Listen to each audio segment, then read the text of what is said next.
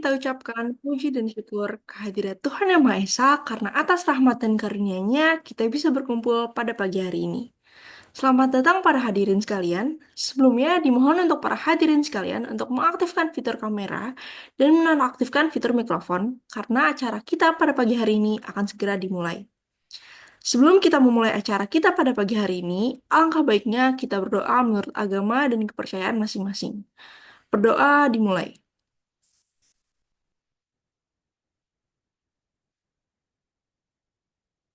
Berdoa selesai. Assalamualaikum warahmatullahi wabarakatuh. Shalom, Om Swastiastu, Namo Buddhaya, Salam Kebajikan. Yang saya hormati Kak Muhammad Habib Alvin Nur Rahman, APMM, selaku Ketua Umum KPM UNJ, dan Kak Ahmad Burhan Falahi, APMM, selaku pembicara, dan teman-teman KPM yang saya banggakan. Pertama-tama, puji dan syukur kehadirat Tuhan Yang Maha Esa, karena dan berkat rahmatnya, kita masih bisa beraktivitas dengan baik pada pagi hari ini.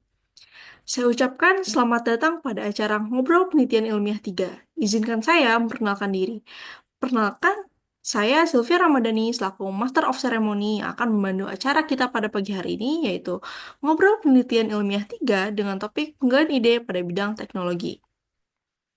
Tanpa berlama-lama, izinkan saya untuk membacakan susunan acara pada pagi hari ini. Pertama, pembukaan dan pembacaan doa. Kedua, dokumentasi awal. Ketiga, perkenalan dan pembacaan CV moderator. Keempat, perkenalan dan pembacaan CV pembicara.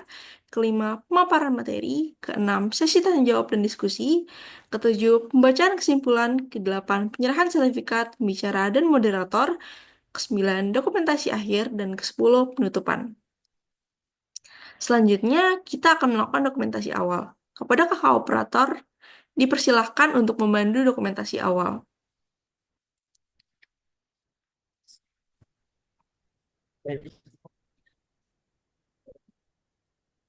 Oke, kita tunggu dulu sebentar hingga pada on cam. Berapa menit kira-kira?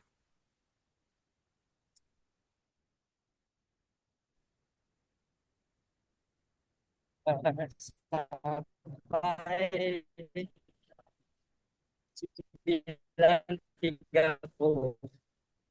Oke, kita tunggu sampai 9.30 ya. Teman-teman yang bisa on cam boleh on cam dulu ya, biar Sampai kita sembilan tiga dokumentasi puluh. awal dulu.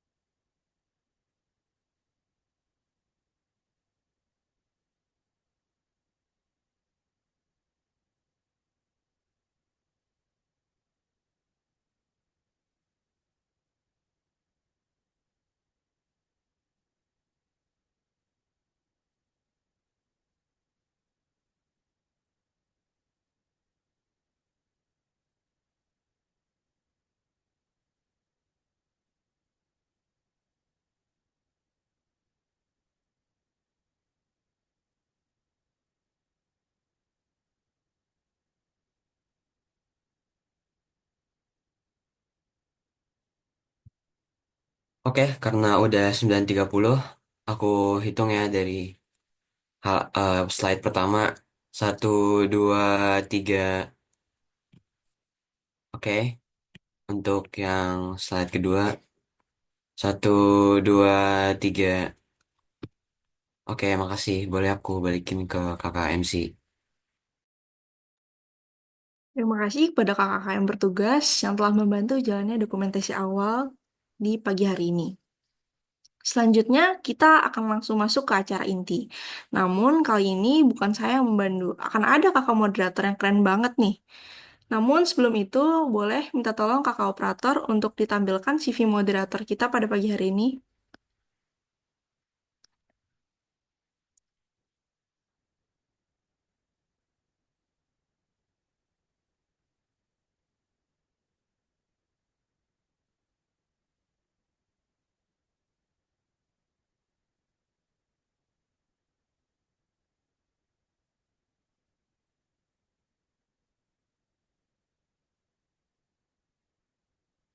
Baik, jadi moderator kita pada pagi hari ini adalah Kak Nur Aini. Kak Nur Aini merupakan mahasiswa aktif jurusan Pendidikan Matematika di Universitas Negeri Jakarta angkatan 2023. Kak Nur Aini aktif dalam berbagai organisasi, baik di dalam maupun luar kampus. Selain itu, Kak Aini juga memiliki pengetahuan di bidang pengajaran, keuangan, akuntansi, dan administrasi. Kak Aini saat ini sedang menempuh pendidikan di Universitas Negeri Jakarta dengan jurusan Pendidikan Matematika. Kak ini juga merupakan alumni dari Sekolah Menengah Atas SMAN 72 Jakarta. Kak ini juga pernah meraih penghargaan, peraih medali perunggu Olimpiade Matematika ISO 7 Competition di tahun 2023, juga peraih penghargaan penulis terbaik di kompetensi esai yang diadakan oleh Edu Center di tahun 2024. Pengalaman kerja yang Kak ini miliki yaitu sebagai tutor private matematika, tutor matematika untuk tingkat sekolah dasar, membantu siswa meningkatkan pemahaman mereka terhadap materi pelajaran, menyesuaikan metode dan pendekatan pengajaran sesuai dengan kebutuhan gaya belajar siswa, mengevaluasi dan nilai kemajuan siswa, tutor matematika dan IPA, Bimbel Akademi Bumi Cendekia di tahun 2024, tutor matematika dan ilmu pengetahuan alam untuk tingkat sekolah dasar, hingga sekolah menengah pertama, sukses membimbing siswa hingga masuk lima besar, sukses meningkatkan rata-rata nilai siswa dalam mata pelajaran IPA. Pengajar TK KSPA Universitas Negeri Jakarta, mengajarkan konsep dasar seperti membaca, menulis, dan berhitung, mengembangkan keterampilan motorik halus dan kasar melalui aktivitas seni, musik, dan permainan.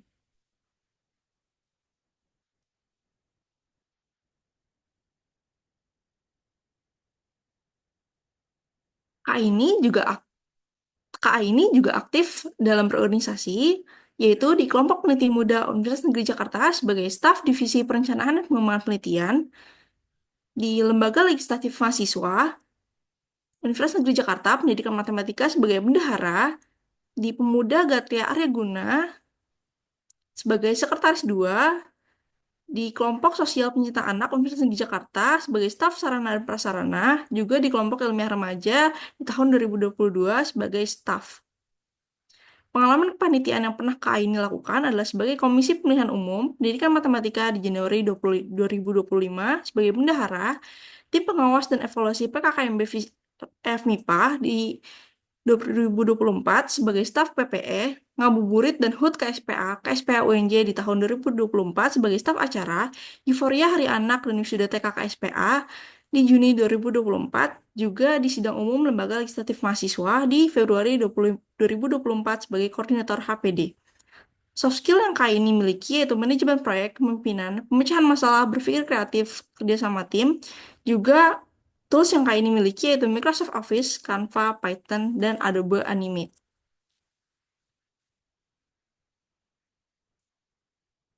Mari langsung aja nih kita panggilkan moderator kita di pagi hari ini. Kak ini apakah sudah terhubung, Kak? Sudah. Gimana suaraku udah masuk belum ya, Kak Silvi? Sudah, Kak. Gimana Kak kabarnya hari ini? Udah siap belum nih, Kak, untuk memandu acara di pagi hari ini? Alhamdulillah, siap banget nih Kak Silvi untuk memandu acara hari ini. Kira-kira kabar Kak Silvi gimana? Baik, Alhamdulillah Kak ini. Baik, tanpa berlama-lama lagi, saya persilakan Kak ini selaku moderator untuk memandu ngobrol penelitian ilmiah 3 dengan topik penggalian ide di bidang teknologi. Ya, terima kasih kepada Kak Silvi selaku MC. Assalamualaikum warahmatullahi wabarakatuh. Selamat pagi saya ucapkan kepada kakak-kakak dan teman-teman yang telah bersedia meluangkan waktunya untuk hadir pada acara pagi ini, yaitu ngobrol penelitian ilmiah. Pada kesempatan kali ini, kita akan membahas topik yang sangat menarik dan tentunya sangat relevan untuk kita pelajari bersama. Topik yang kita diskusikan hari ini yaitu penggalian ide dalam bidang teknologi. Sebuah topik yang sangat relevan di tengah perkembangan teknologi yang semakin pesat dan membawa perubahan besar dalam berbagai aspek kehidupan. Nah, sebelum kita panggilkan pembicara kita yang keren banget, mungkin kakak operator boleh tolong nih untuk menampilkan CV pemateri kita pada pagi hari ini. Oke. Pem- Pembicara kita pada pagi hari ini adalah Kak Ahmad Burhan Falahi. Kak, Kak Burhan adalah seorang mahasiswa di Universitas Negeri Jakarta, program studi pendidikan teknik elektro. Selama berkuliah, Kak Burhan telah menunjukkan dedikasi yang luar biasa dalam penulisan, kelistrikan, teknologi, dan kewirausahaan. Selain itu, Kak Burhan memiliki pencapaian prestasi di antaranya yaitu mahasiswa berprestasi Fakultas Teknik dan Universitas Negeri Jakarta pada tahun 2024, Gold Medal World Innovation Competition and Exhibition pada tahun 2023, dan Gold Medal Asian Innovation Science Environment and Entrepreneur Fair tahun 2023. Nah, selain itu juga Kak Burhan memiliki pengalaman kerja nih di PT PLN Persero Pusat Sertifikasi dan juga pengajar SMKN 55 Jakarta tahun 2024. Kak Burhan juga aktif dalam berbagai kegiatan organisasi kampus, seperti Badan Eksekutif Mahasiswa dan Kelompok Peneliti Muda Universitas Negeri Jakarta. Langsung aja nih kita sapa pembicara kita pada pagi hari ini. Halo Kak Burhan, apakah sudah terhubung? Apakah ini eh, suara saya terdengar? Sudah terdengar Kak. Bagaimana nih Oke, Kak kabarnya di pagi yang cerah ini? Alhamdulillah kabarnya baik seperti biasa pada semoga sehat semua ya. Hmm. Kira-kira Kakak udah siap belum nih buat menjadi pembicara pada pagi hari ini? Insya Allah siap-siap. Alhamdulillah. Nah, baik karena Kak Burhan sudah siap dan teman-teman juga harus siap nih untuk memperhatikan pemaparan materi yang akan diberikan oleh Kak Burhan. Jangan lupa untuk dicatat dan siapkan pertanyaan terbaiknya ya. Baik, langsung saja kepada Kak Burhan, saya persilakan.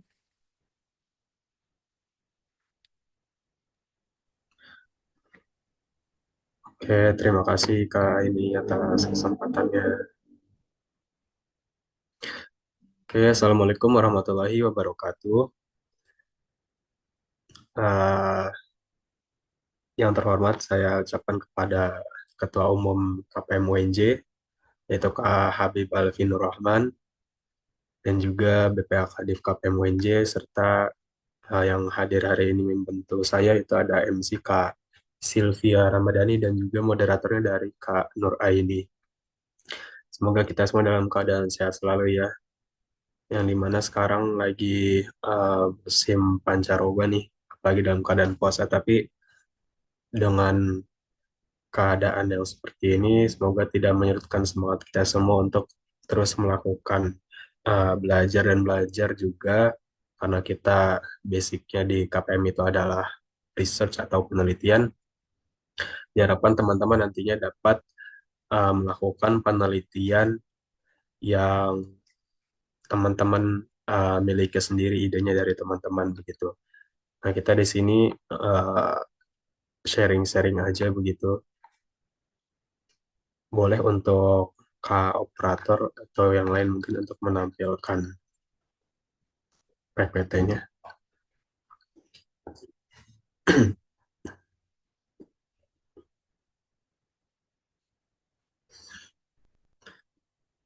Oke, mungkin saya izin memperkenalkan diri kembali.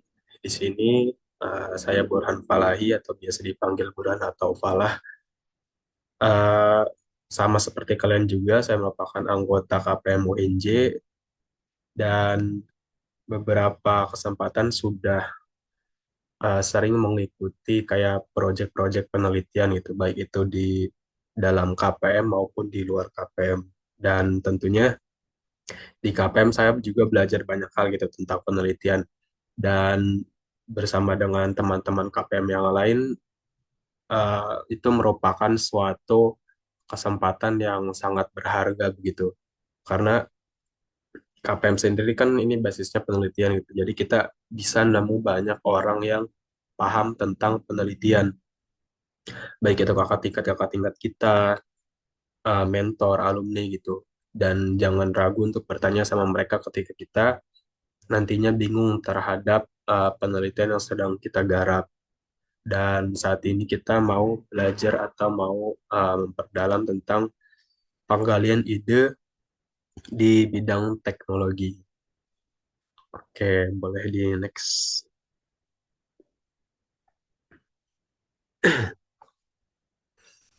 Oke, teman-teman bahwa eh,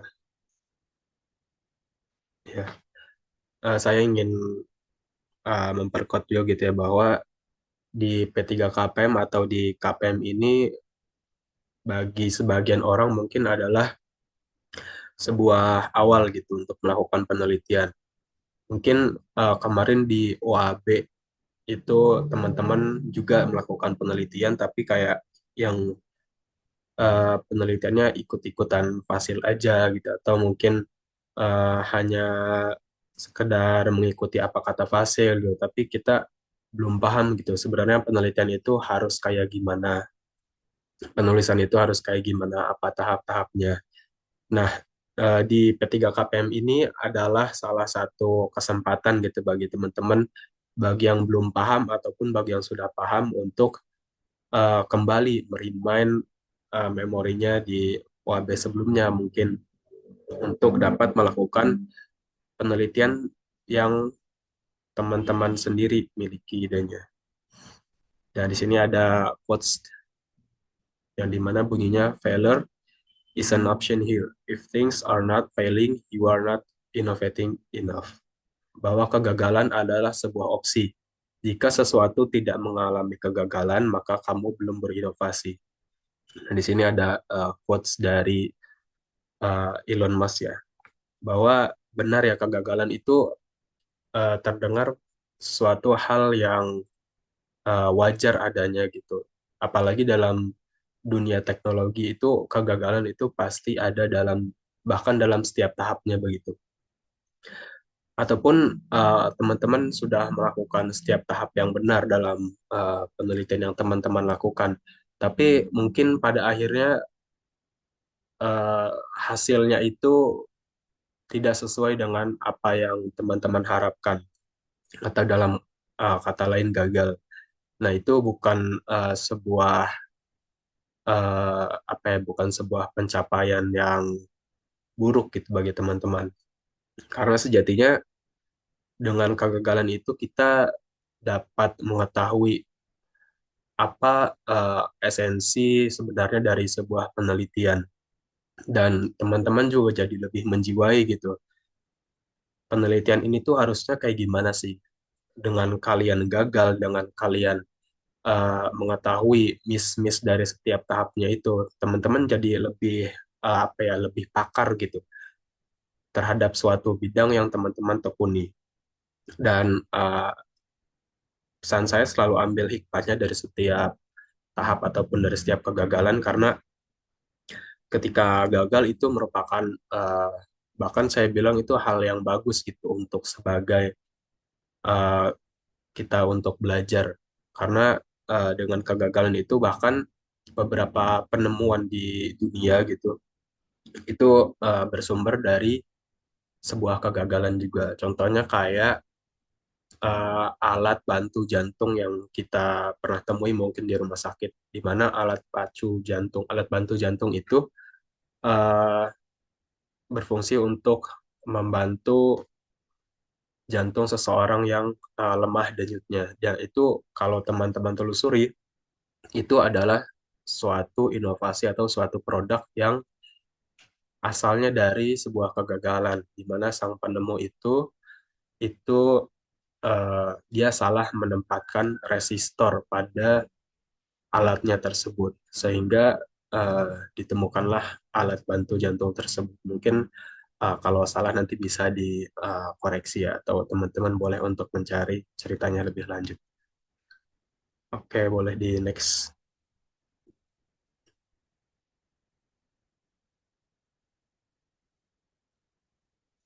Nah, di sini ada beberapa project yang sudah saya jalani selama di KPM begitu. Ada tiga ya. Nah, itu yang pertama study fashion. Study fashion ini suatu yang bisa saya bilang mahakarya begitu. Karena dari sejak awal berdirinya sampai saat ini itu sudah meraih berbagai macam penghargaan bersama tim-tim dari KPM juga nih ada Kak Habib tentunya, terus Kak Raihan, Kak Kotrun, Bang Andre, kalau teman-teman kenal itu mereka adalah eh, para tim saya juga yang tergabung dalam Study Fashion. Nah, study fashion ini berawal dari penelitian juga, proyek penelitian, proyek karya ilmiah yang didasari oleh tahapan-tahapan yang eh, tentunya nggak sembarangan gitu, dan mengikuti tahap-tahap proses keilmiahan.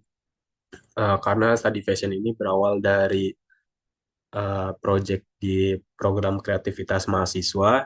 Di situ kita merancang sebuah aplikasi yang di mana menjawab permasalahan bahwa mahasiswa tata busana atau para penjahit yang kita sering temui itu sering mengalami apa ya, mereka bisa menjahit tapi tidak bisa mendesain atau merancang busana. Nah, disitulah study fashion hadir gitu. Bahkan dengan adanya apa ya, bahkan dengan tidak adanya tutor gitu bagi mereka. Nah, study fashion ini bisa mendampingi mereka untuk dapat membuat dan mendesain bahkan hingga merancang busana sampai dengan busana itu bagus gitu untuk dilihat dan nyaman untuk dikenakan. Nah, di sini study fashion sendiri berangkat dari permasalahan tersebut.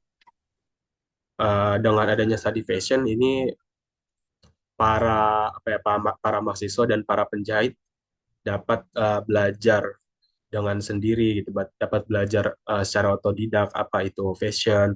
Di sini ada kayak fitur-fiturnya nih, ada aksesoris dan lain sebagainya.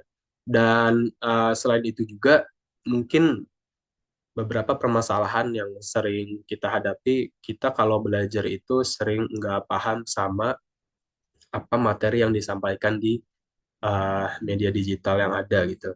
Sering nggak paham sama mungkin PDF yang ada atau materi yang setiap materi yang ada di soft file. Nah, study fashion ini dia menggunakan inovasi yang dimana menggunakan VR atau virtual reality.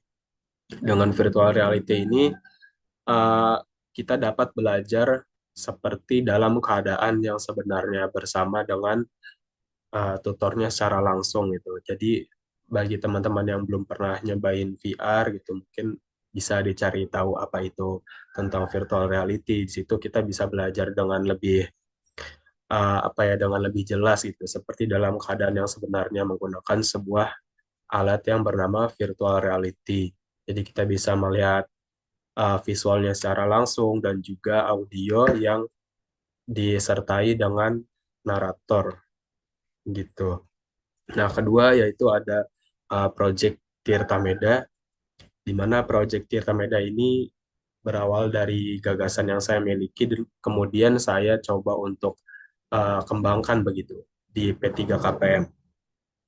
Nah, di Tirta Meda ini berangkat dari sebuah masalah yang dimana pertanian saat ini yaitu menggunakan metode irigasi yang boros air gitu. Jika teman-teman sering lihat itu, kalau misalnya petani di sawah, dia sering mengairi tanaman padinya secara terus-menerus gitu, sampai-sampai padi itu tergenang gitu oleh air. Nah, padahal kalau kita baca di literatur ataupun di penelitian-penelitian orang lain, bahwa padi itu sebenarnya bukan tanaman air gitu, bahwa padi itu tidak harus dialiri air secara terus-menerus. Nah, kan dengan kalau misalnya kita mengaliri air secara terus-menerus, berarti kan nantinya akan ada keborosan dari penggunaan air. Nah, oleh karena itu Tirta Meda ini hadir untuk sebagai apa ya, sebagai bantuan untuk menghemat air di lahan pertanian. Nah, dengan cara apa? Yaitu dengan cara membuat teknologi yang bernama irigasi pintar. Nah, irigasi pintar ini nantinya akan dapat mengontrol jalannya air yang masuk ke lahan pertanian dan juga mengontrol uh, setiap kebutuhan air pada tanaman. Nah, kemudian muncul lagi masalah. Nah, kalau misalnya ada teknologi di lahan pertanian, kita dapat listriknya dari mana?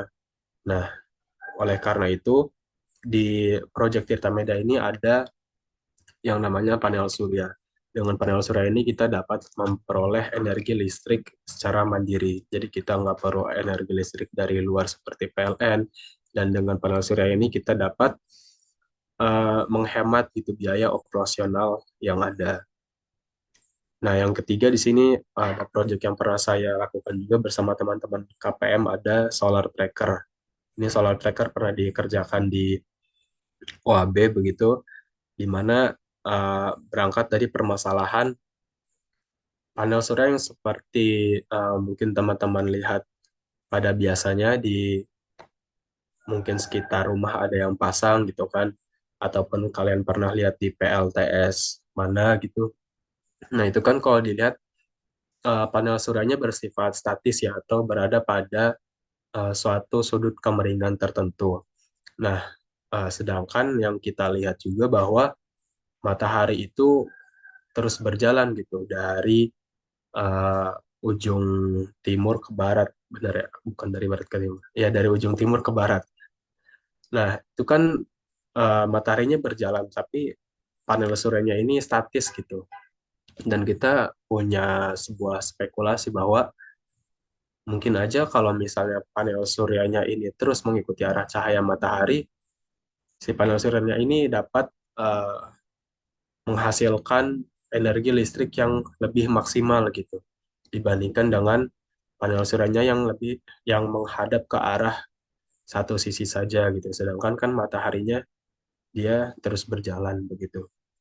Nah, disinilah saya mencoba merancang uh, teknologinya yaitu bernama Solar Tracker yang bertujuan untuk membuat panel suryanya agar mengikuti arah cahaya matahari. Dan dari penelitian-penelitian ini juga mungkin teman-teman pernah dengar gitu atau pernah melihat di sebuah proyek punya orang lain gitu. Dan itu benar gitu bahwa penelitian itu sebenarnya nggak harus selalu hal yang baru gitu. Bahwa teman-teman juga bisa untuk membuktikan penelitian-penelitian sebelumnya, atau teman-teman bisa mengkolaborasikan ide-ide punya penelitian orang lain, terus teman-teman kolaborasikan ide-ide satu atau dua lebih ide itu ke dalam penelitian teman-teman yang miliki, dan itu bisa menjadi sebuah terobosan baru nantinya. Dan teman-teman juga tentunya bisa dapat mengambil insight-insight baru ketika teman-teman memiliki ide yang bisa mengkolaborasikan atau membuktikan penelitian yang sudah ada. Begitu. Oke, boleh di next, Kak.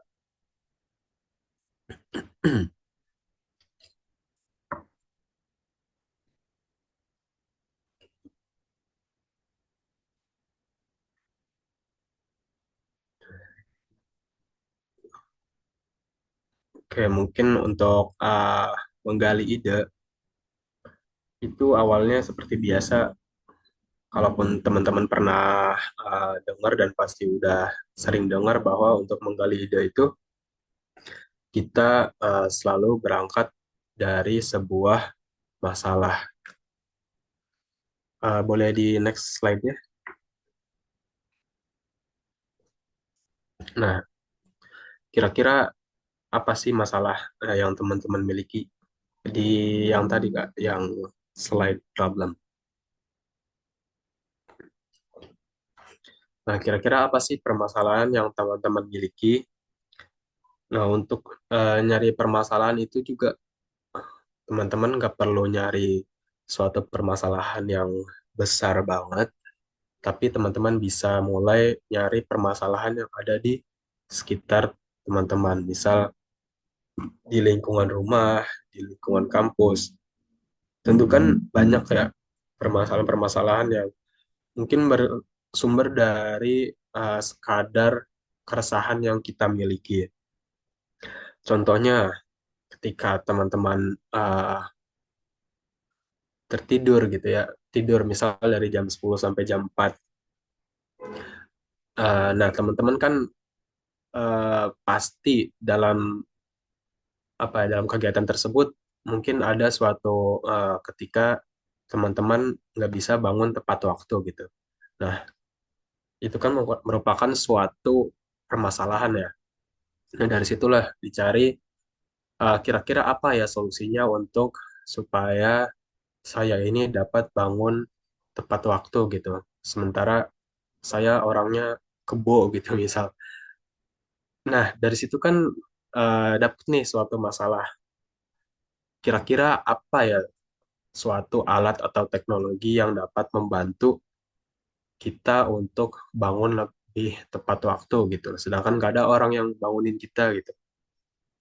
Nah, dibuatlah mungkin jam waker namanya untuk dapat jam itu berdering ketika sudah mencapai waktu yang telah ditentukan.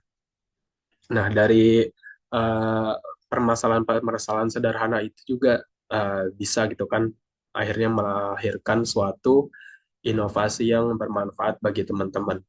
Nah, dengan adanya permasalahan-permasalahan yang nyata gitu dalam kehidupan sehari-hari kita, dari situ teman-teman bakal menemukan suatu ide, penelitian atau inovasi yang akhirnya benar-benar bermanfaat bagi teman-teman. Bukan kita mencari ide terlebih dahulu baru mencari masalahnya. Biasanya dengan cara itu kita agak kesulitan gitu untuk nantinya dapat menyusun latar belakangnya atau jatuhnya kayak mengarang bebas. Dan nggak jarang uh, kalau kita nemuin ide duluan, tapi masalahnya itu belakangan, biasanya uh, produk atau inovasi yang teman-teman miliki nantinya kurang urgent gitu terdengarnya. Walaupun mungkin terdengar bagus, tapi biasanya urgensinya itu kurang dapat gitu karena teman-teman lebih memilih mencari ide terlebih dahulu daripada untuk mencari masalahnya. Dan jadi urutan-urutan untuk menggali ide seperti biasa yaitu berawal dari masalah, baru kemudian kita mencari suatu solusinya. Untuk masalahnya nggak perlu yang gede-gede, nggak perlu yang ribet-ribet. Cukup dari masalah kita yang sering dialami sehari-hari. Biasanya dari masalah itu juga kita dapat dengan sendirinya gitu menemukan suatu inovasinya. Jika teman-teman kebingungan tentang apa itu uh, masalah, apa saja masalah yang sering dihadapi oleh masyarakat saat ini, bisa teman-teman cari di webnya di sdgs.bappenas.go.id/metadata indikator SDGs. Di sini ada 17 indikator SDGs ya yang teman-teman bakal bisa temui, seperti contohnya SDGs 1 tanpa kemiskinan, terus ada tanpa kelaparan, kehidupan sehat dan sejahtera. Nah, di sini nanti ada sub-sub dari setiap poin SDGs. Jadi ada SDGs poin 1, nanti ada poin 1.2, 1.3, 1.4 itu. Begitu juga di SDGs poin 2 ada 2.1, 2.2, 2.3. Nah, dengan adanya sub-sub itu, maka permasalahan itu bisa menjadi lebih spesifik. Nah, mungkin ini juga bagi uh, bidang lain tentunya sangat dicari begitu. Karena di SDGs ini merupakan suatu masalah yang real adanya. Dan teman-teman mungkin bisa pecahkan gitu. Baik itu dengan teknologi ataupun dengan strategi yang teman-teman miliki gitu. Dan biasanya SDGs ini juga selalu disinggung gitu ya ketika teman-teman mengerjakan suatu proyek penelitian. Karena dengan uh, proyek-proyek ilmiah itu tentunya ditujukan untuk menjawab suatu permasalahan yang ada di dunia ini. Dan itu bisa teman-teman temukan di SDGs-nya, uh, ini di web SDGs-nya bappenas.co.id. Oke, boleh di next, Kak.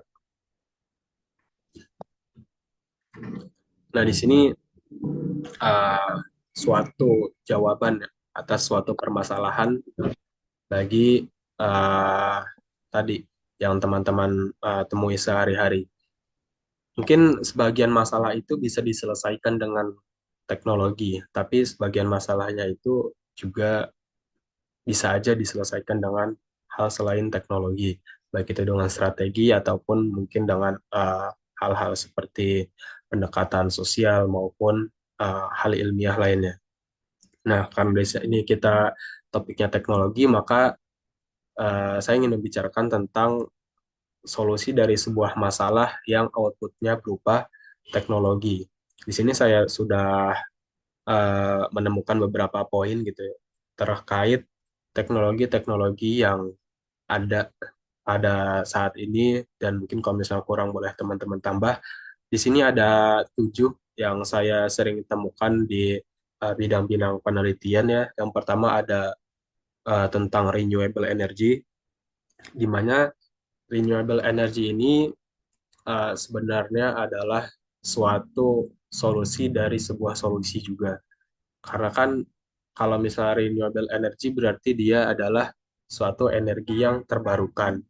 Yang dimana energi yang terbarukan ini dia tidak menghasilkan emisi maupun limbah yang seminimal atau sesedikit mungkin dihasilkan. Nah, ini adalah sebuah inovasi dari inovasi juga, karena renewable energy ini biasanya berkaitan dengan listrik ya, berkaitan dengan listrik, dan sebelumnya listrik itu sudah ada gitu. Tapi listrik yang sudah ada itu dihasilkan dari suatu metode yang konvensional. Seperti apa contohnya? Seperti pembangkit listrik tenaga uap. Nah, pembangkit listrik tenaga uap ini kan dia menghasilkan uh, yang namanya emisi gitu ya. Emisi yang dibuang ke atmosfer. Kalau misalnya teman-teman pernah lihat PLTU, itu emang di sekitar PLTU-nya aja bukan hanya udara gitu yang dicemari, bahkan tanahnya juga ikut tercemari karena penggunaan batu bara yang digunakan sebagai bahan bakar.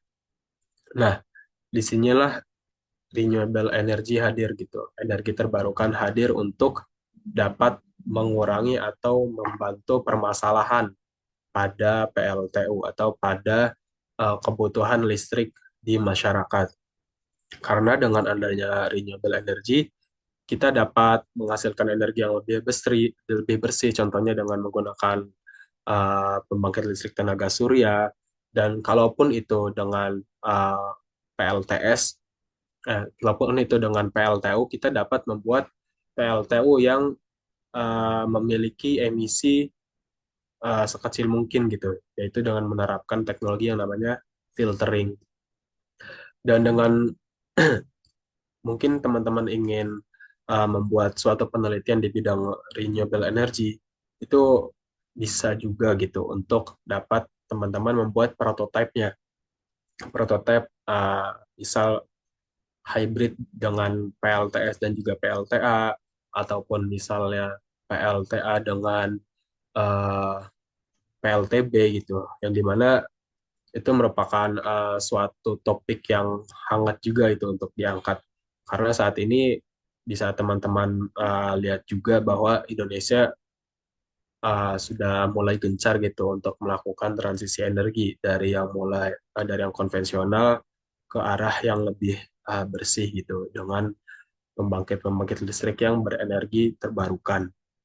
Nanti bisa teman-teman cari juga. Dan di sini yang kedua ada tentang otomasi. Otomasi itu sebenarnya adalah suatu teknologi yang bukan baru juga, tapi sampai saat ini terus digunakan gitu.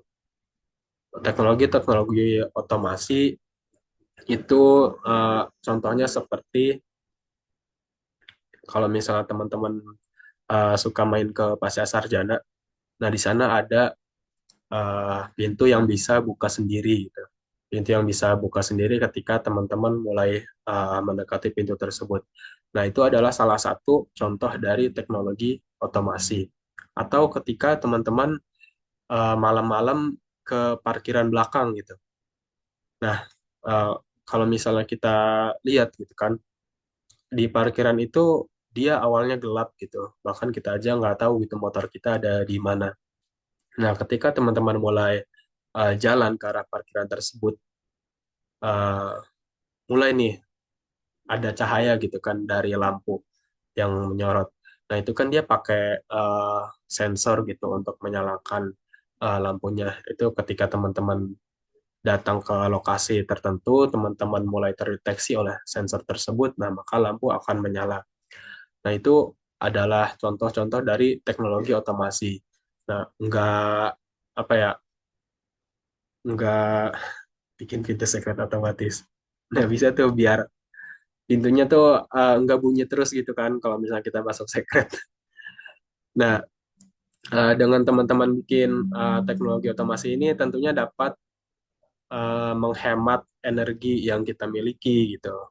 Kita nggak capek-capek buka pintu, kita nggak eh, boros-boros listrik gitu untuk penggunaan setiap barang-barang yang kita miliki. Nah, teman-teman juga bisa membuat teknologi tersebut dalam bentuk rancang bangun gitu. Artinya dalam bentuk yang tidak sempurna juga tidak apa-apa, tapi memiliki fungsional yang sama gitu. Itu bisa teman-teman bikin juga di P3KPM. Tentunya teknologi-teknologi otomasi ini juga udah banyak gitu. Dan mungkin nanti teman-teman bisa buat suatu inovasi keterbaruannya apa gitu kan untuk dapat memiliki keunikan tersendiri di penelitian teman-teman. Nah, yang ketiga ini ada EduTech. Nah, EduTech ini banyak digunakan juga saat ini gitu. Contohnya tadi seperti uh, produknya Study Fashion, dia menggunakan virtual reality sebagai salah satu media pembelajarannya. Nah, teman-teman juga bisa menjadikan ini sebagai sebuah penelitian karena tentunya uh, semakin hari gitu orang-orang tuh kayak semakin malas buat apa ya buat datang langsung gitu ke kampus atau datang langsung ke sekolah dan mungkin kalau misalnya teman-teman dikasih pilihan untuk belajar di kampus atau belajar di rumah, kalau bisa sih belajar di rumah gitu kan. Apalagi kalau misalnya materinya itu bisa dipahami walaupun kita nggak berangkat ke kampus gitu untuk pada bidang-bidang tertentu ya. Nah, disinilah EduTech itu hadir untuk menjawab permasalahan-permasalahan teman-teman ketika dalam proses belajar dan mengajar. Apalagi kemarin COVID dan itu sangat dibutuhkan banget gitu. Teknologi-teknologi pendidikan seperti penggunaan VR, kemudian AR atau augmented reality dan yang lainnya. Nah, selanjutnya ada tentang artificial intelligence. Nah, artificial intelligence ini juga merupakan suatu topik yang hangat yang saat ini orang-orang mulai beralih gitu dari teknologi yang canggih ke yang lebih canggih lagi. Nah, kalau sekarang ada artificial intelligence, nah teknologi yang sebelumnya artificial intelligence itu adalah teknologi si otomasi yang ini. Nah, eh, seperti biasa manusia itu memiliki sifat yang tidak mudah puas gitu. Kalau misalnya dia bisa memudahkan suatu pekerjaan, kalau bisa dimudahkan lagi gitu. Kalau bisa dimudahkan terus dan terus. Dan itu emang nggak ada ujungnya gitu. Dan makanya itu disebut sebagai sebuah inovasi. Karena inovasi itu adalah suatu hal yang tentunya tiada ada batasnya dan terus diperbaharui. Nah, disinilah artificial intelligence hadir untuk dapat terus mempermudah pekerjaan manusia. Dan dengan artificial intelligence ini tentunya kita dapat menemukan suatu hal yang berbeda gitu dari sebuah mesin pada umumnya. Karena dengan artificial intelligence dia dapat lebih bersifat seperti manusia gitu teknologi itu. Nanti di depan ada contohnya untuk mengenai penelitian tentang artificial intelligence. Nah, selanjutnya itu ada tentang penelitian Internet of Things. Teknologi Internet of Things ini juga adalah satu langkah di depan otomasi karena dengan Internet of Things kita dapat memadukan beberapa teknologi yang ada, satu atau lebih, dua atau tiga gitu. Seperti apa contohnya? Seperti pada teknologi di lahan pertanian. Nah, jika tadi kita sering sebut bahwa lahan pertanian sekarang menggunakan metode yang konvensional. Nah, dengan Internet of Things ini, teman-teman bisa memadukan gitu beberapa sensor-sensor monitoring untuk dapat memantau lahan pertanian yang kita miliki. Seperti contohnya, untuk dapat mendeteksi apakah si lahan pertanian ini memiliki kesuburan yang cukup, teman-teman bisa menggunakan yang namanya sensor pH. Nah, apakah si lahan pertanian ini memiliki kelembapan air yang cukup? Nah, teman-teman bisa menggunakan yang namanya sensor soil atau sensor kelembapan. Nah, apakah kemudian teman-teman berpikir lagi, ternyata si cuaca ini juga berpengaruh kepada tanaman gitu. Nah, ada juga sensor cuaca namanya untuk dapat mendeteksi dan dari sensor-sensor yang tadi itu dapat menghasilkan sebuah keputusan gitu dan menghadirkan yang namanya sistem informasi yang terintegrasi. Dan itulah suatu teknologi dari Internet of Things.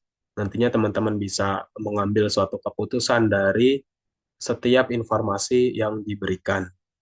Nah, selanjutnya ada teknologi data. Nah, ini juga tentunya bermanfaat bagi teman-teman yang mungkin di luar uh, saintek gitu. Mungkin kalau misalnya bidang teman-teman di sosum, teknologi data ini tentunya sangat diperlukan gitu, apalagi dalam bidang manajemen ya. Karena uh, mungkin contohnya ketika kita di perpustakaan, mungkin dulu kalau misalnya kita ada yang pinjam buku atau kita uh, mencari buku gitu di perpustakaan, kita bingung gitu cara nyatetnya, terus kita bingung untuk cari bukunya di mana. Nah, dengan adanya teknologi penyimpanan data, itu teman-teman bisa mengintegrasikan semuanya dan terkumpul dalam suatu sistem gitu, baik itu dalam bentuk aplikasi maupun dalam website gitu. Dan itu tentunya nggak menutup kemungkinan teman-teman bisa membuatnya di P3KPM ini karena uh, sudah banyak gitu platform yang bisa bantu kita buat bikin data basis data ataupun aplikasi yang uh, untuk manajemen data. Dan kemarin juga kita sempat cari tahu gitu di Secret bahwa ternyata si apa ChatGPT itu bisa bantu kita untuk bikin aplikasi untuk nyimpen data gitu. Contohnya ketika ada pemasukan dari kalau misalnya teman-teman punya warung gitu kan, pemasukan warung misalnya hari ini 10.000, terus ada masuk lagi 10.000 jadi 20.000. Nah, pemasukan per hari itu bisa dibuat dalam suatu aplikasi data gitu ya. Dan itu tahap pembuatannya gitu nggak terlalu sulit untuk teman-teman buat begitu. Dan di sini ada teknologi selanjutnya yaitu mobile app yang mungkin teman-teman udah nggak asing gitu buat suatu aplikasi, baik itu aplikasi yang berbasis web ataupun bukan. Dan saat ini untuk membuat mobile app itu bukan suatu hal yang susah gitu. Teman-teman bahkan nggak perlu coding, nggak perlu punya skill untuk coding untuk bikin mobile app. Sekarang tuh ada yang namanya platform Tankable. Nah, si Tankable ini dia bisa bikin aplikasi tanpa kita harus coding terlebih dahulu. Kalau misalnya teman-teman dulu itu mau bikin aplikasi susah gitu karena nggak bisa coding. Nah, teman-teman bisa cari di Google gitu ya, Tankable. Nah, nanti dia bisa bikin uh, aplikasi dari yang teman-teman uh, inginkan gitu. Kalau misalnya teman-teman pengen desainnya seperti ini, dia bisa gitu. Dan bahkan aplikasi ini nantinya sudah bisa sampai di-upload di Play Store. Jadi teman-teman bisa memiliki aplikasi sendiri gitu. Itu nanti platform ada namanya Tankable. Mungkin kalau misalnya ada yang lain yang lebih mudah juga bisa digunakan gitu. Dan di sini tentunya bisa dijadikan sebuah ide penelitian. Mungkin teman-teman punya permasalahan tentang apa atau mungkin tentang di dunia pendidikan. Nah, teman-teman bisa membuat satu aplikasi untuk memudahkan urusan teman-teman. Gitu. Oke, boleh di next, Kak.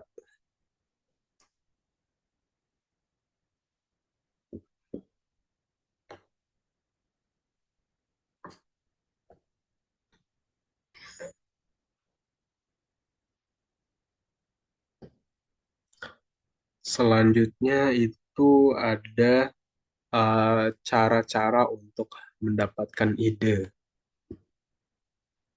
Ini di saya belum terganti slide-nya.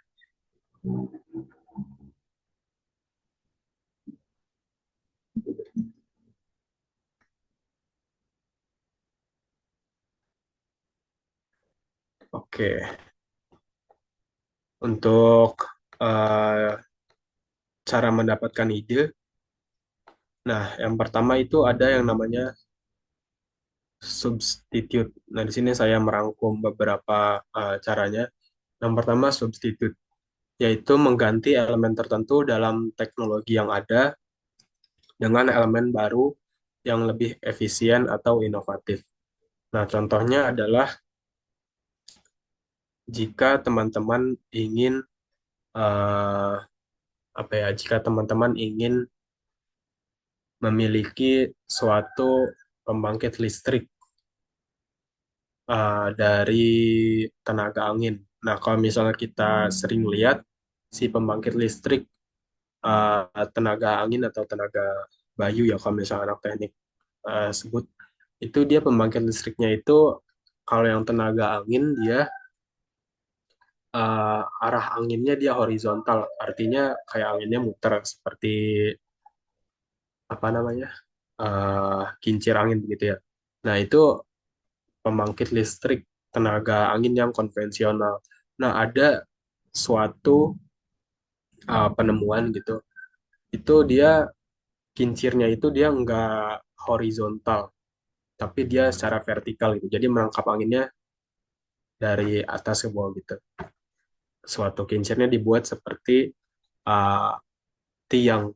Nah, itu kan suatu hal yang inovatif dan juga lebih efisien. Apalagi ketika kondisi angin yang tidak stabil. Nah, PLTA atau pembangkit listrik tenaga angin ini dia dapat lebih efisien untuk menangkap angin dan juga lebih awet untuk digunakan dalam jangka panjang karena tidak mudah rusak begitu. Nah, selanjutnya untuk mencari ide, yang kedua teman-teman bisa menggunakan metode combine.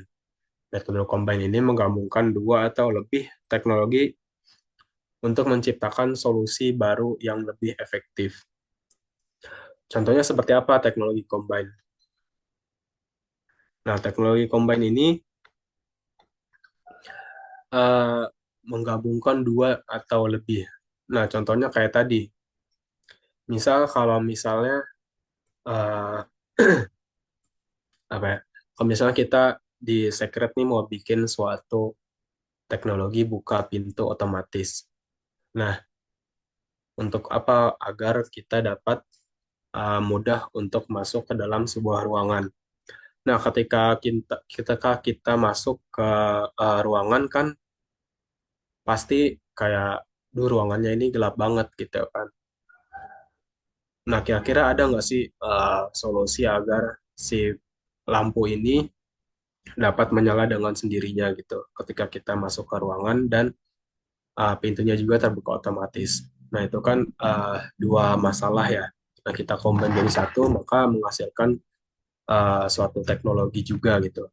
Pintunya kebuka otomatis dan lampunya otomatis nyala. Nah, itu salah satu contoh ide untuk metode combine. Nah, yang ketiga ada metode adapt atau adaptasi, yaitu mengadaptasi solusi atau teknologi dari bidang lain ke dalam konteks yang berbeda. Nah, ini kan bisa jadi suatu apa namanya, suatu hal yang inovatif gitu. Contohnya ini bisa bermanfaat di dunia medis gitu. Mungkin kalau misalnya teman-teman pernah tahu sensor panas gitu kan. Nah, sensor panas ini biasanya digunakan di industri, terus kemudian teman-teman bawa ke dunia medis. Contohnya kayak dengan menggunakan sensor panas ini nantinya kita dapat mendeteksi berapa derajat panas yang diderita tubuh pasien gitu, sehingga dapat menghadirkan nantinya informasi dalam sebuah uh, manajemen.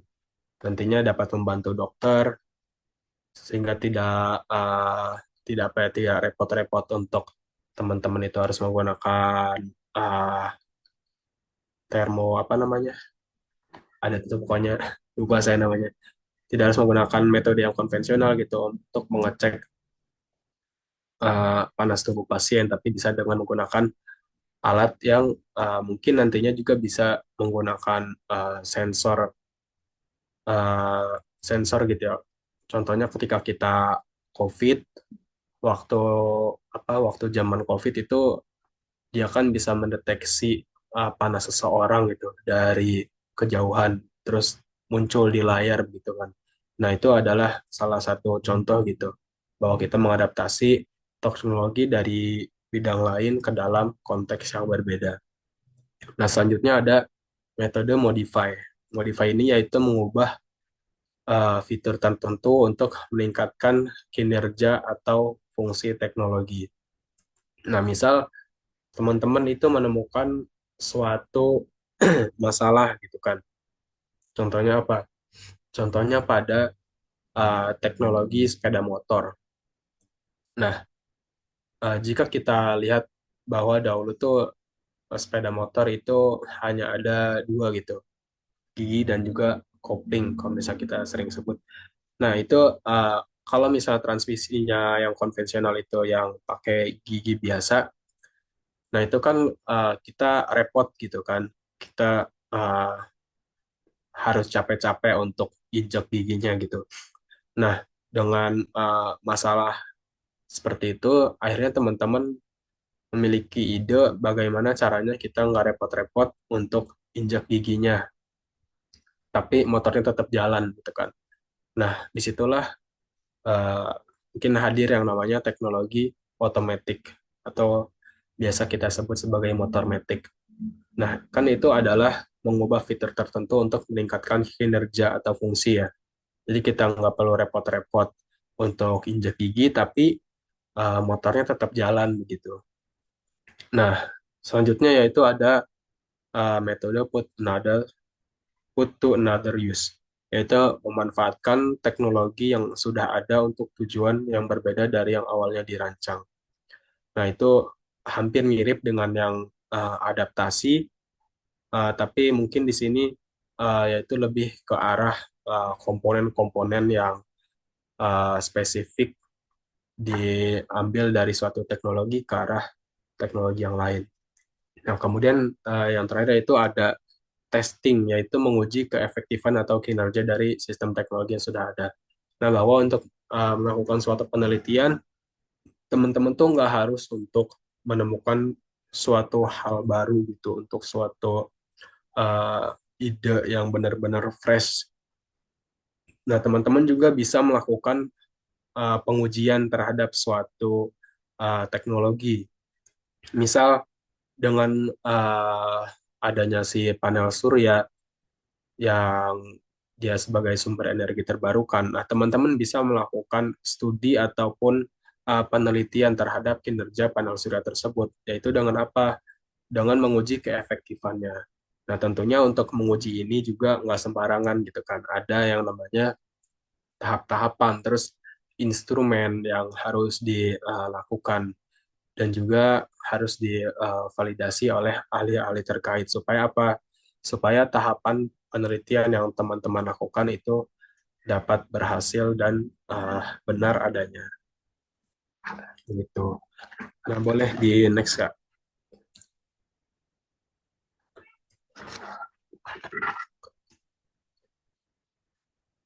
Nah, selanjutnya di sini ada yang namanya design thinking atau kita bisa sebut juga sebagai metode. Nah, biasanya untuk di penelitian pengembangan teknologi, Itu ada yang namanya metode waterfall, metode 4D, metode EDDI atau iCare. Nah, di sini eh, namanya beda-beda dan itu pun tahapannya berbeda-beda juga. Nah, terus apa? Bahwa dengan adanya metode-metode yang berbeda ini, teman-teman dapat mencari nih kira-kira metode apa yang cocok untuk penelitian teman-teman. Karena nggak semua metode juga dapat berlaku untuk semua penelitian gitu. Teman-teman cari metode yang paling cocok, kira-kira metode apa. Kalau misalnya teman-teman nemuin suatu metode yang panjang banget, nah itu juga eh, mungkin suatu hal yang bagus gitu kan, karena biasanya semakin panjang tahapannya itu semakin rinci gitu. Terus ada teman-teman nemuin yang metode yang pendek, tapi eh, sederhana aja. Nah, mungkin itu teman-teman bisa gunakan juga gitu. Tapi balik lagi, sesuaikan dengan kebutuhan dari ide teman-teman miliki.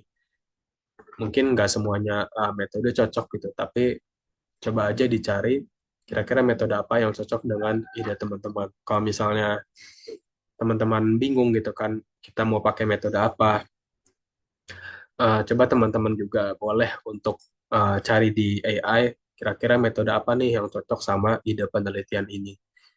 Karena dengan AI tadi itu kita bisa membantu mempermudah gitu mengambil keputusan.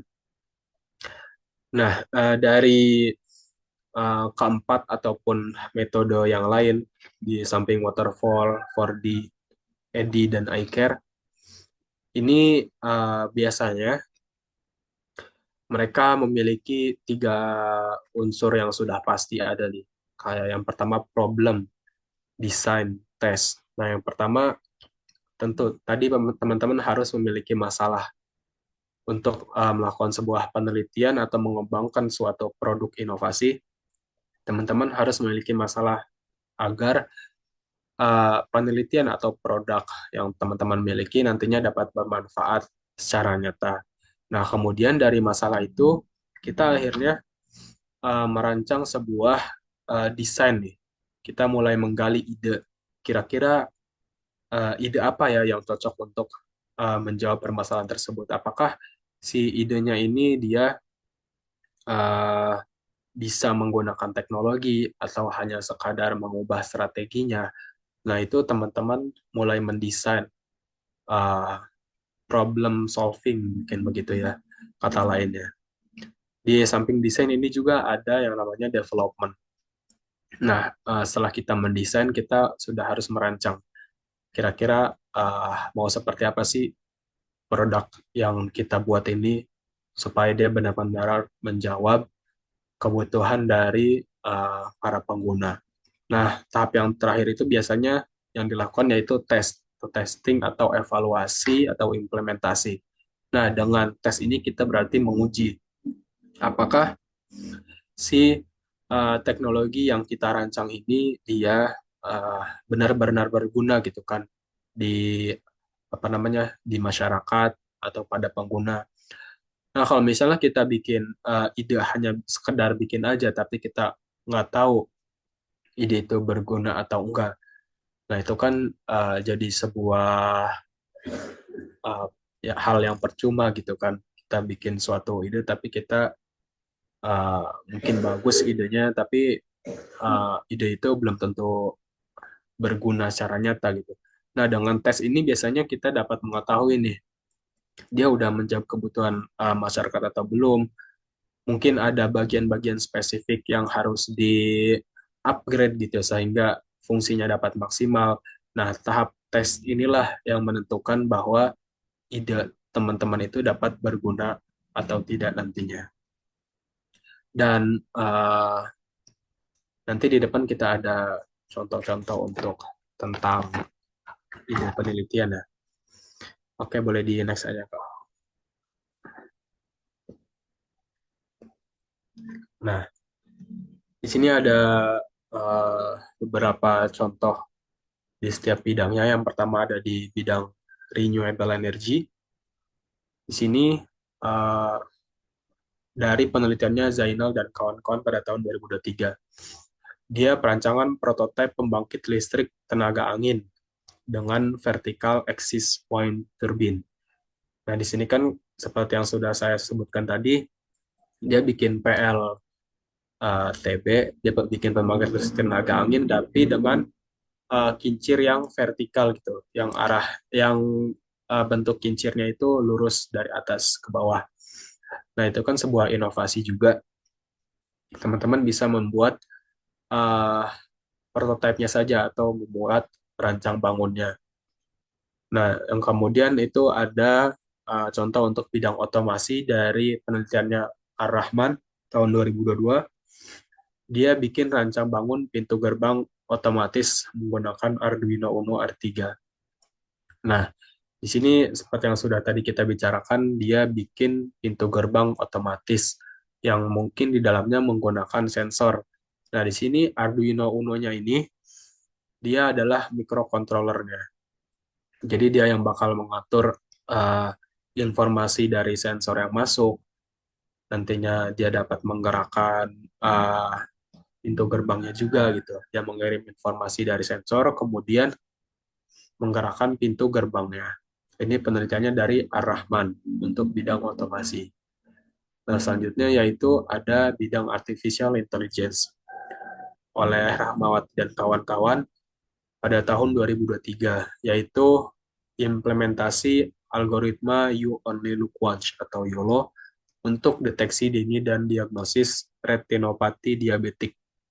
Nah, di sini kan uh, dia menggunakan AI ya untuk dapat mendeteksi diagnosis diabetes melalui kondisi atau citra retina mata pada tubuh pasien. Nah, nanti di penelitiannya itu dia kalau nggak salah ngambil suatu gambar pada retina tubuh pasien sehingga dianalisis oleh AI dengan algoritma You Only Look Once untuk mendeteksi apakah dia ini menderita diabetes atau tidak. Nah, selanjutnya ada teknologi Internet of Things. Nah, di sini ada penelitian dari Hendrawan dan kawan-kawan pada tahun 2022. Judulnya itu simulasi kendali dan monitoring daya listrik peralatan rumah tangga berbasis ESP32. Nah, di sini dia berangkat dari permasalahan mungkin kalau misalnya kita sehari-hari itu biasa menggunakan energi listrik yang tidak terkontrol gitu. Kita nggak tahu kira-kira kita udah berapa watt nih pakai energi listrik gitu kan. Kita nggak tahu apakah energi listrik ini bakal cukup gitu sampai 1 bulan apa enggak. Nah, itu bisa dibuat suatu sistem monitoringnya, yaitu uh, bisa juga dalam bentuk prototipe dengan microcontroller ESP32 di sini. Untuk selanjutnya yaitu di bidang data, yaitu penelitian yang pernah dilakukan oleh Putra pada tahun 2018. Dia implementasi diagram UML atau Unified Modeling Language dalam perancangan aplikasi data pasien rawat inap pada Puskesmas Lubuk Buaya. Nah, kalau yang tadi contohnya itu untuk implementasi di perpustakaan, ini implementasi di rumah sakit, yaitu untuk mengintegrasikan atau memanajemen informasi tentang pasien rawat inap pada puskesmas. Nah, itu teman-teman bisa buat juga mungkin tentang manajemen informasi apa gitu, sehingga dapat menghadirkan apa namanya suatu aplikasi data yang dapat mempermudah teman-teman mengolah informasi. Nah, selanjutnya yaitu ada tentang mobile app dan edtech, yaitu penelitiannya dari Lauren, yaitu rancang bangun aplikasi pembelajaran budaya Indonesia untuk anak sekolah dasar berbasis Android. Nah, ini kan sudah apa ya cukup kelihatan jelas gitu bahwa tujuannya itu dia untuk dapat mengedukasi anak sekolah dasar dengan materi pembelajaran budaya Indonesia. Nah, ini teman-teman juga bisa buat nantinya si aplikasinya juga diuji kira-kira menjawab kebutuhan ataukah tidak gitu pada lingkungan sekolah gitu. Nah, boleh di next ya. Nah, kalau misalnya teman-teman bingung gitu untuk cari judul ataupun cari literatur, teman-teman bisa cari di Google Scholar untuk mencari penelitian terdahulu. Kira-kira penelitian tentang teknologi apa sih yang sudah ada gitu ya bisa saya kembangkan. Teman-teman juga bisa cari inovasi lewat Google Scholar. Di sana kan tentunya banyak jurnal-jurnal gitu yang isinya hasil penelitian. Nah, bisa teman-teman cari di Google Scholar, di mana Google Scholar ini kan suatu hal yang sudah pasti apa namanya anak-anak KPM ini udah familiar lah sama Google Scholar. Dan kalau misalnya teman-teman mau bikin suatu inovasi, tapi teman-teman nggak tahu gitu tahapan cara penelitiannya. Nah, teman-teman juga bisa adaptasi gitu, bisa pelajari dari jurnal tersebut. Dan jangan lupa untuk mensitasi jurnal tersebut. Dan di Google Scholar ini ada slogannya yaitu apa Stand on the Shoulder of Giants, yaitu berdiri di atas pundak raksasa. Artinya bahwa uh, riset itu terdiri atau didukung oleh riset-riset yang lain. Nah, ketika teman-teman melakukan riset nantinya, uh, ingat bahwa riset yang kita lakukan ini juga nggak bisa kita lakukan sendiri gitu. Selalu ada riset terdahulu yang mendukung riset kita saat ini.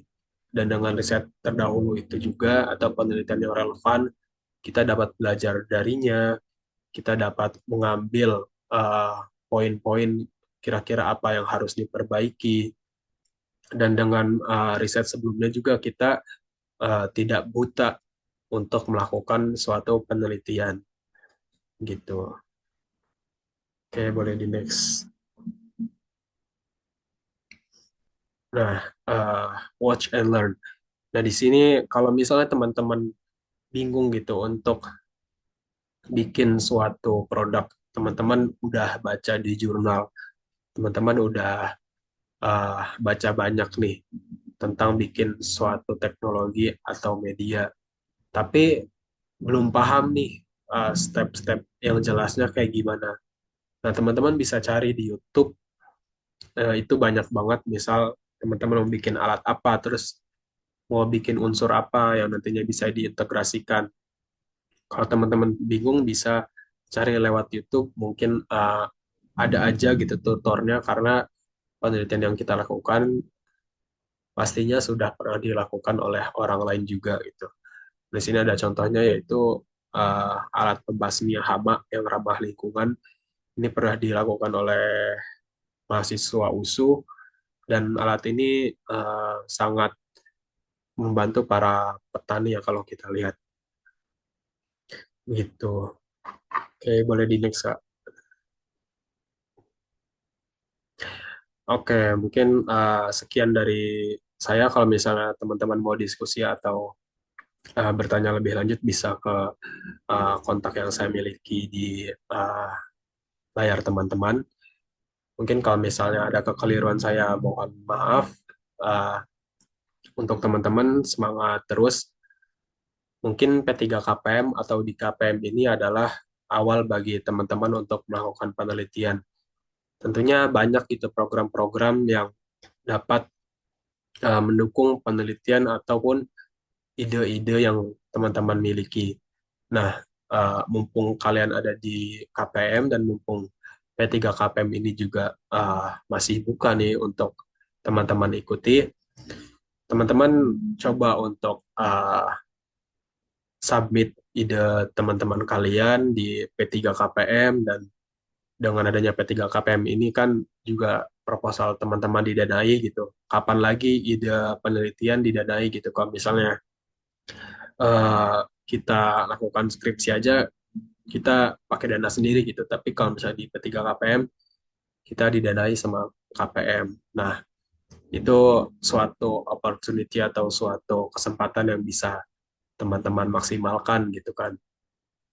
Mumpung masih banyak waktu dan banyak teman-temannya juga bersama tim di P3 KPM, teman-teman bisa memaksimalkan kesempatan uh, untuk melakukan penelitian atas ide-ide brilian yang teman-teman miliki gitu. Oke, boleh di next lagi. Nah, terima kasih atas kesempatannya kepada kelompok peneliti muda telah memberikan kepercayaan untuk melakukan sharing-sharing tentang ide penelitian di bidang teknologi. Semoga dengan apa yang sudah saya sampaikan uh, dapat membantu teman-teman untuk menggali ide di bidang teknologi.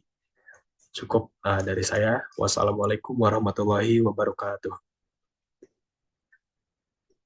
Waalaikumsalam warahmatullahi wabarakatuh. Terima kasih banyak kepada Kak Burhan atas pemaparan yang sangat informatif dan menarik tadi.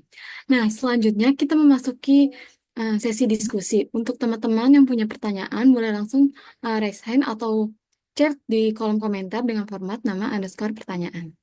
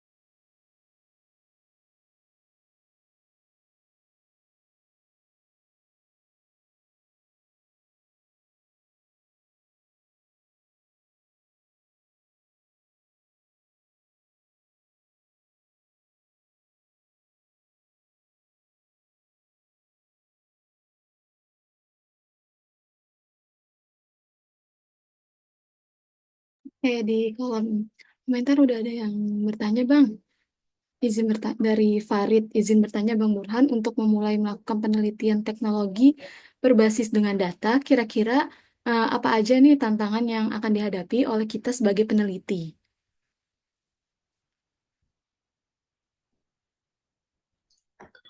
Oke, terima kasih atas pertanyaannya Farid. Pertanyaan yang cukup bagus untuk memulai penelitian teknologi di bidang data ya. Biasanya uh, tantangan itu adalah kondisi real di lapangan begitu. Nah, di apa namanya di bidang data itu seringkali terjadi yang namanya pemalsuan data. Nah, itu sering banget ditemuin. Pemalsuan data ini tentunya adalah suatu tantangan dan masalah gitu bagi penelitian di bidang data.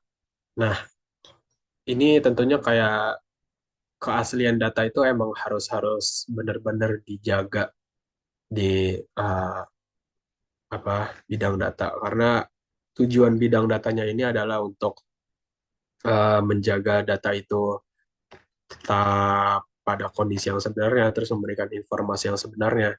Nah, kalau misalnya si data ininya aja dipalsuin gitu kan, si datanya ini tidak real dengan keadaan yang sebenarnya, itu menjadi sebuah masalah.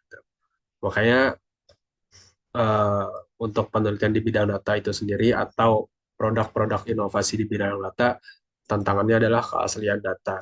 Dan tidak jarang bahwa mungkin kalau misalnya kita nemuin sistem informasi di rumah sakit ataupun di perpustakaan, terkesannya kok kayak semakin menggunakan teknologi malah administrasi semakin sulit gitu. Banyak yang harus diverifikasi.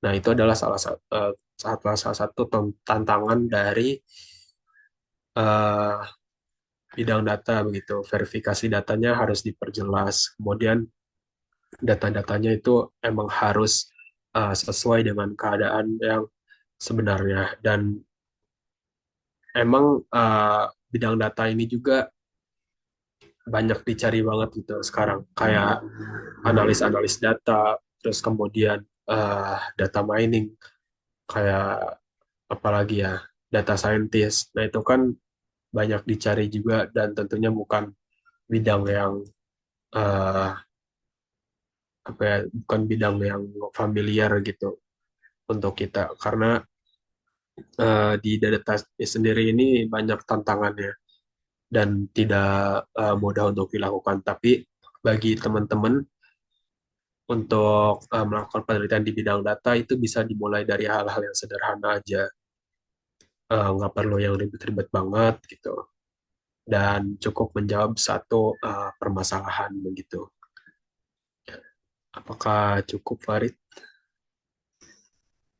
Apakah sudah terjawab, Farid?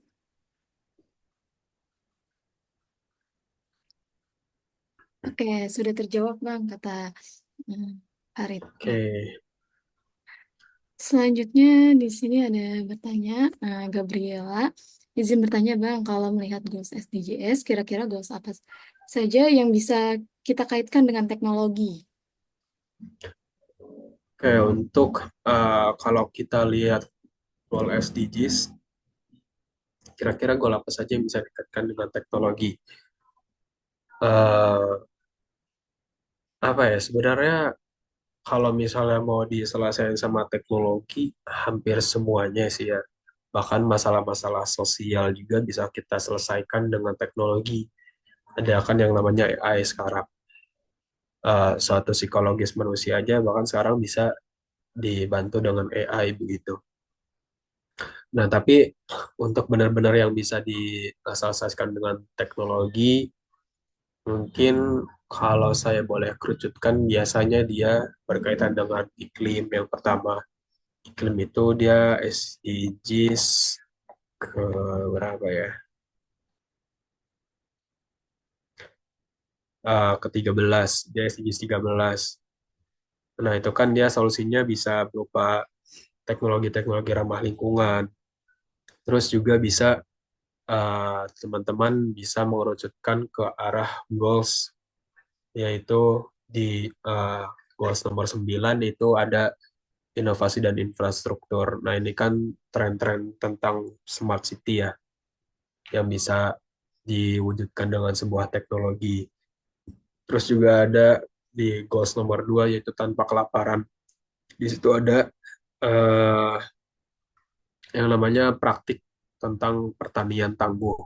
Nah, di situ biasanya tren tentang praktik-praktik smart farming yang teman-teman bisa juga ikut berkecimpung di bidang tersebut.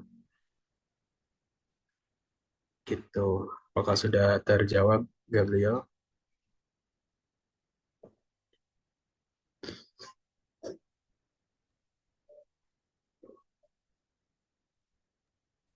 Sudah terjawab, Bang. Terima kasih, Bang, kata Gabriela. Nah, selanjutnya di Oke. sini ada pertanyaan selanjutnya dari Sakira Alzena. Izin bertanya, Bang, menurut Bang Burhan, tren penelitian di bidang tekno akhir-akhir ini apa saja ya selain AI? Oke, penelitian di bidang tekno selain AI.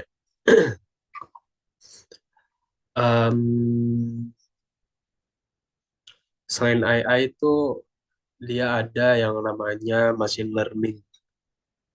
Machine learning itu uh, satu tingkat di bawah AI sebenarnya, tapi dia apa ya? Mungkin bisa dibilang hampir akurat juga gitu. Kalau misalnya AI kan dia random banget itu kan kalau kita tanya ke ChatGPT, tapi untuk machine learning dia bahkan bisa lebih apa ya, lebih spesifik gitu menghadirkan suatu solusi. Karena kalau misalnya kita pernah dengar machine learning, dia kayak contohnya dapat mendeteksi eh, apa ya, mendeteksi apakah si tumbuhan misal pada tumbuhan, apakah tumbuhan ini terserang hama atau tidak, apakah buah yang dihasilkan oleh tanaman ini sudah matang atau belum. Dan itu kan bisa didapatkan dari pencitraan machine learning ya. Nah, pencitraan machine learning ini berbeda dengan AI. Kalau pencitraan machine learning dia sudah memiliki basis datanya tersendiri gitu. Dia mengambil misal 1.000 foto dari buah yang sudah matang dan juga yang belum matang gitu. Dan dari situ dia nanti belajar gitu, apakah buah pada tanaman yang dihasilkan di eh, realita itu sudah matang atau belum berdasarkan referensi dari data-data yang dia miliki. Nah, itu didapat dari teknologi yang namanya machine learning gitu.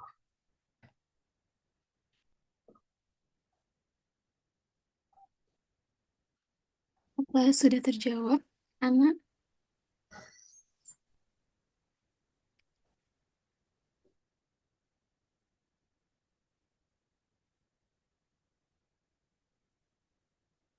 Oke, sudah terjawab. Kak.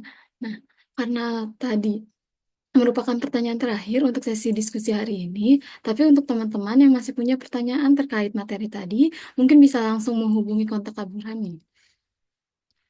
Sebelum kita mengakhiri sesi diskusi pada kali ini, izinkan saya membacakan kesimpulan materi yang disampaikan oleh Kang Burhan. Teknologi diperoleh dengan mencari permasalahan yang dimiliki di sekitar, bisa diperlihatkan dari CGS, cara mencari idenya dengan uh, stimulus, content, adapt, modify, apa and and testing. Adapun metode umumnya terdiri dari 3 tahap, yaitu problem, desain, lalu tes.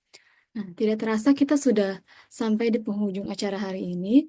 Sebelum acara ditutup, izinkan saya untuk mengucapkan terima kasih yang sebesar-besarnya kepada Kak Burhan yang telah memberikan materi yang sangat berharga dan bermanfaat. Terima kasih pula kepada teman-teman yang telah antusias hingga akhir acara ini. Nah, selanjutnya untuk Bang Burhan jangan kemana-mana dulu nih, karena ada hadiah dari panitia berupa sertifikat pembicara.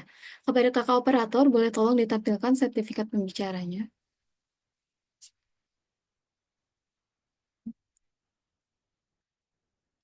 Ya, baik.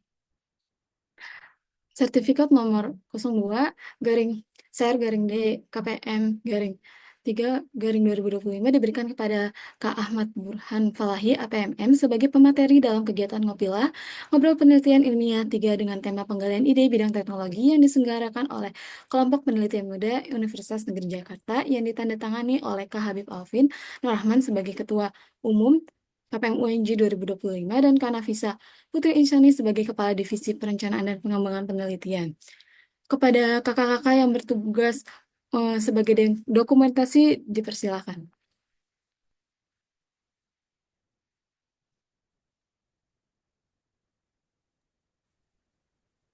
Baik.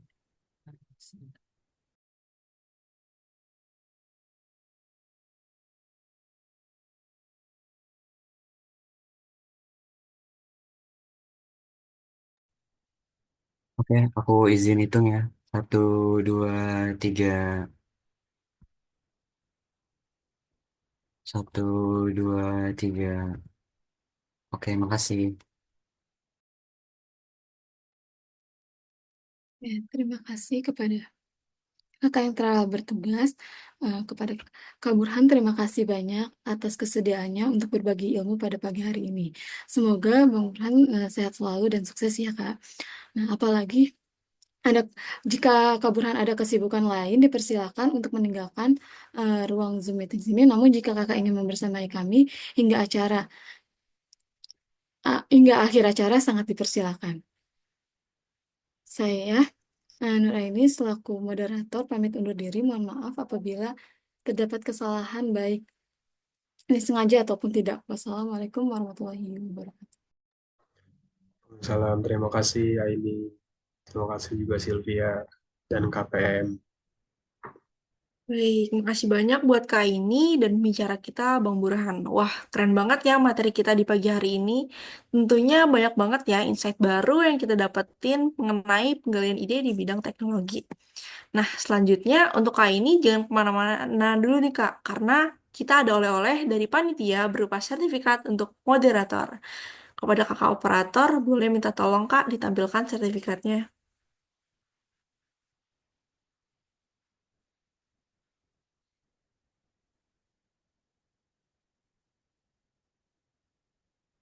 Sertifikat nomor 043 garis miring ser garis miring D strip KPM garis miring 3 garis miring 2025 diberikan kepada Nur Aini APMP sebagai moderator dalam kegiatan Ngobrol Penelitian Ilmiah 3 dengan tema penggalian ide di bidang teknologi yang diselenggarakan oleh kelompok peneliti muda Universitas Negeri Jakarta yang ditandatangani oleh Kak Habib Alfinur Rahman sebagai Ketua Umum KPM UNJ 2025 dan Kanafisha Putri Insani sebagai Kepala Divisi Perencanaan dan Pengembangan Penelitian.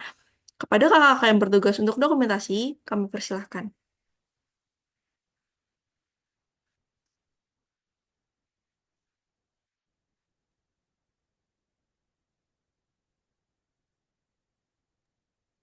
Oke, gue izin hitung ya. Satu, dua, tiga. Sekali lagi, satu, dua, tiga.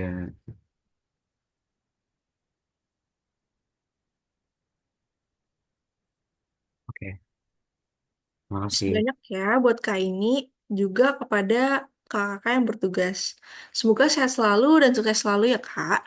Selanjutnya kita akan beralih ke agenda akhir, yaitu dokumentasi akhir. Kepada teman-teman sekalian, diharapkan untuk segera mengaktifkan fitur kameranya ya. Kepada kakak operator, kami persilakan untuk membantu jalanan dokumentasi akhir kita pada pagi hari ini.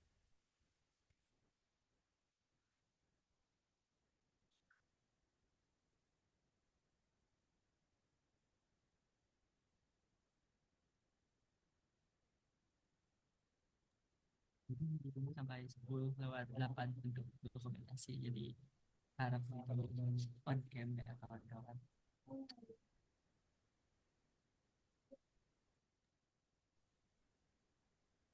Oke, teman-teman, kita tunggu sampai jam 11 pas ya. Yang teman-teman yang bisa on cam boleh banget buat on cam buat kita dokumentasi akhir.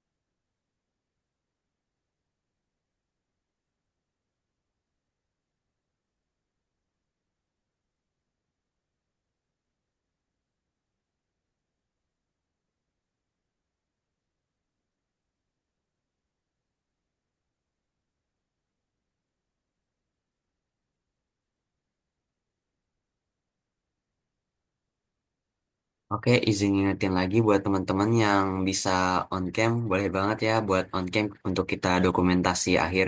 Ditunggu sampai jam 11.00.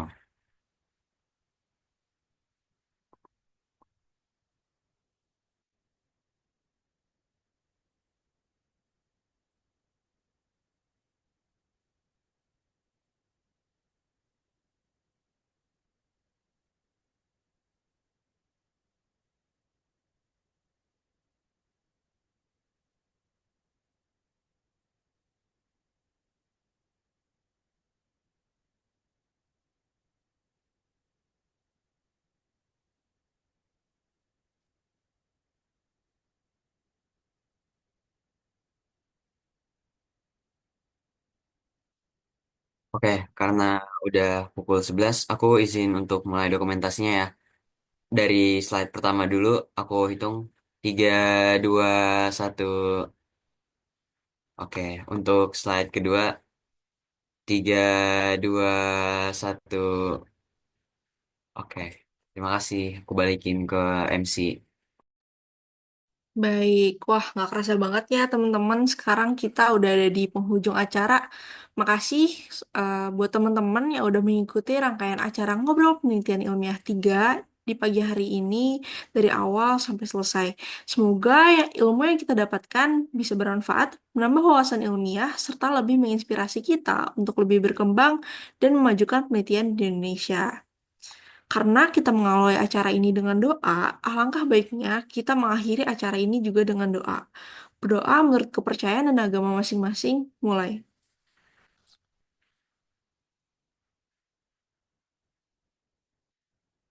Berdoa selesai.